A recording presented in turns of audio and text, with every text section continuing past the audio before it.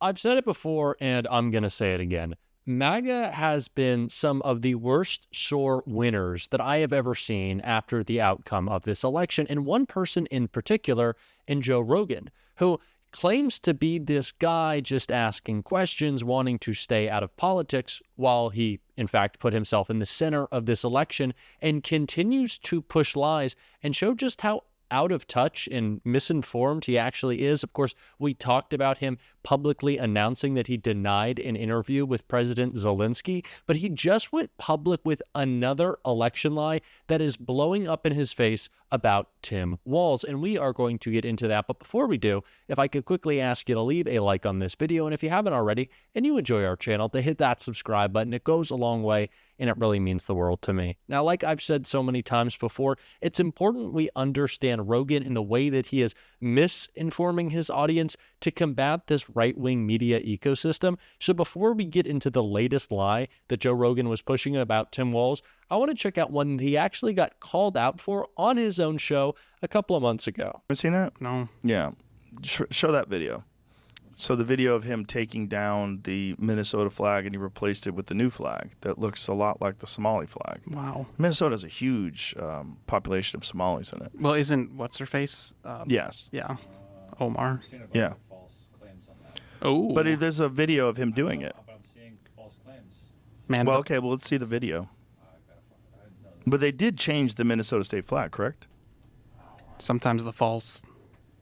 Yeah, that's the problem with like fact checkers. Some of these fact checkers are completely full of shit. Like you're just trying to debunk something, especially now when there's all this scrutiny being paid attention to what this guy's done. Yeah. What have you? What's the false stuff, Jamie? It's not the flag itself, correct? Yeah, I mean, I typed in. I was just trying to even get to it. A whole bunch of stories are popping up. I'll just show you this. Like, no, he didn't give him a Somali flag. No, he didn't change it to resemble Somali. False Somali. But state what does flag. it look? Okay, but what does it look like now? That's what I was trying to get to. Okay, on the left is Somali flag. On the right is the Minnesota state flag. Okay, same color as Somali flag. A white star, a different white star in it, like the Somali flag. Very different than the original Minnesota flag. And there's the video down below that. That's when he changes it out. So he takes out the Minnesota state flag. Oh, hold on a second. Wait a minute. Turn the volume up, please, so you hear him say that. All right, ready. Whoa, wait a minute.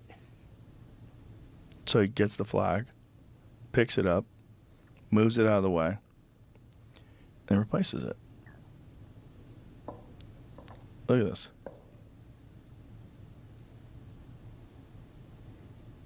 There, that's better. Is it? Why is that better? I don't know. Why do you care what the flag looks like, first of all? And why do you get to change the flag? How crazy is that the governor gets to change the flag?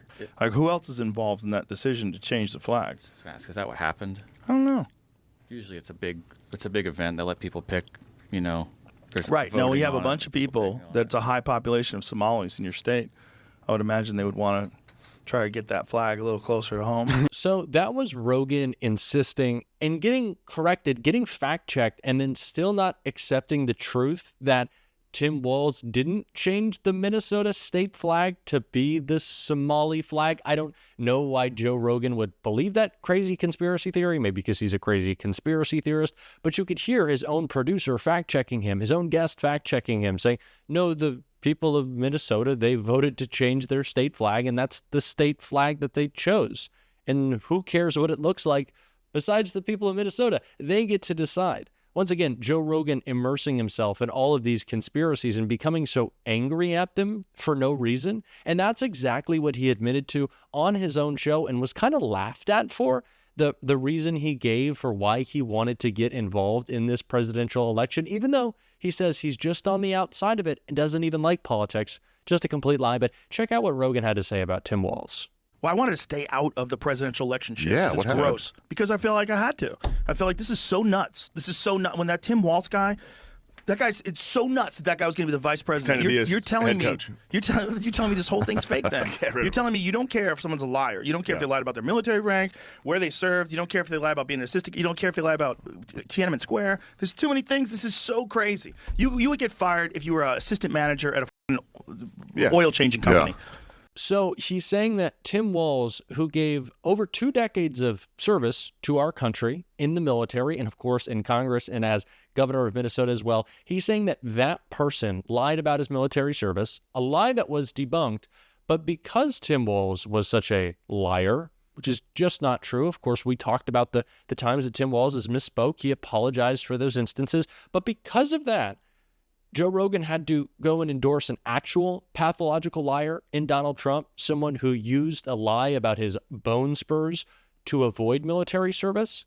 That's what you're saying. Tim Walz misspoke a couple of times, and so now you have to support a pathological liar in Donald Trump? No, it sounds like you want to support Donald Trump. It sounds like you want to be involved in politics, Joe Rogan. He's always saying this is exactly what the right does. They always say they're just asking questions. They don't like to be involved, when actually they're just pushing misinformation to serve their own interest. And the lie about Tim Walz's military service had been debunked for a long time. And in case you hadn't heard it then, let's listen to Tim Walz talking about it right here. These guys are even attacking me for my record of service. And I just want to say, I'm proud to serve my country, and I always will be.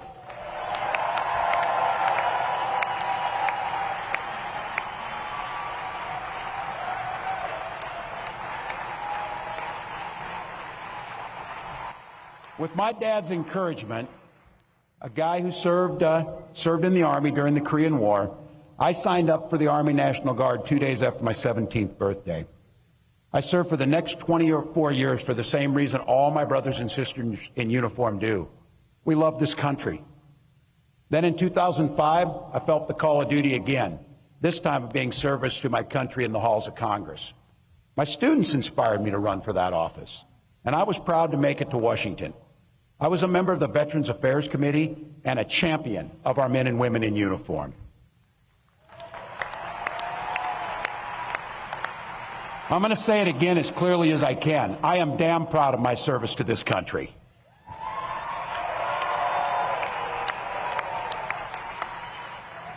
And I firmly believe you should never denigrate another person's service record.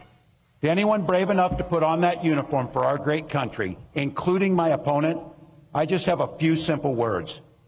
Thank you for your service and sacrifice.